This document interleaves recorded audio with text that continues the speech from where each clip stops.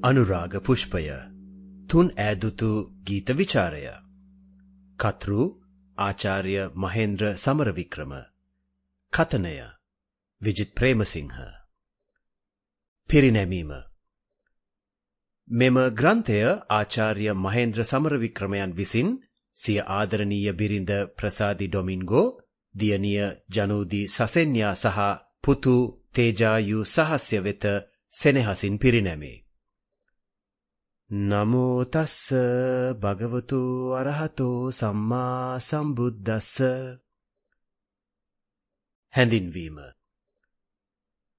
බුදුදහම යනු සත්වයා දුකින් පෙළෙන්නේය යන ප්‍රත්‍යක්ෂය මුල් කොට එම සත්වයා දුකින් මුදවාලනු පිණිස බුදුරජාණන් වහන්සේ විසින්ම අවබෝධ කොට ලොවට දේශනා කරන ලද දර්ශනයකි.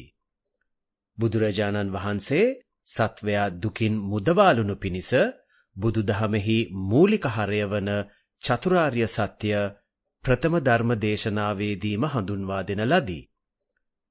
චතුරාර්ය සත්‍ය නම් දුක පිළිබඳ සත්‍ය, දුකට හේතුව පිළිබඳ සත්‍ය, දුක කෙලවර පිළිබඳ සත්‍ය සහ දුක කෙලවර කිරීමේ මාර්ගය පිළිබඳ සත්‍යයි.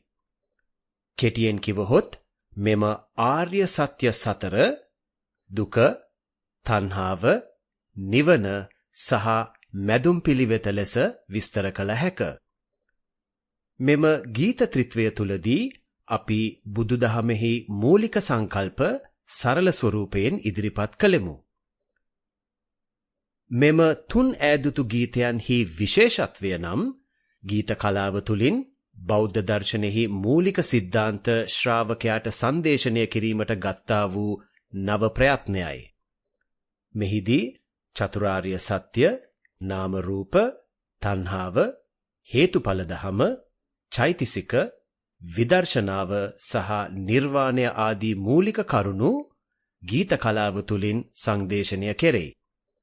අතීතයේ වර්තමානයේදී මෙන් හඬපටිගත කිරීමේ තාක්ෂණයක් නොතිබූ හේයින් ලිඛිත ධර්මය සහ සාහිත්‍ය තුලින් බුද්ධ දේශනය ශ්‍රාවකයාට සංදේශනය වූ ආකාරය පිළිබඳව විශ්ලේෂණය කළ හැක. මෙහිදී කරුණු කීපයක් කෙරෙහි අවධානය යොමු කිරීම සුදුසුය. ඉන් පළමුවැන්න නම් බුදුරජාණන් වහන්සේගේ මියුරු කටහඬ කෙරෙහි ශ්‍රාවකයා පැහැදුණු ආකාරය විස්තර කෙරෙන්නා වූ සූත්‍ර දේශනායි. එහිදී ධර්මය මියුරු ලෙස දේශනා කිරීමේ අවශ්‍යතාව Sample complete.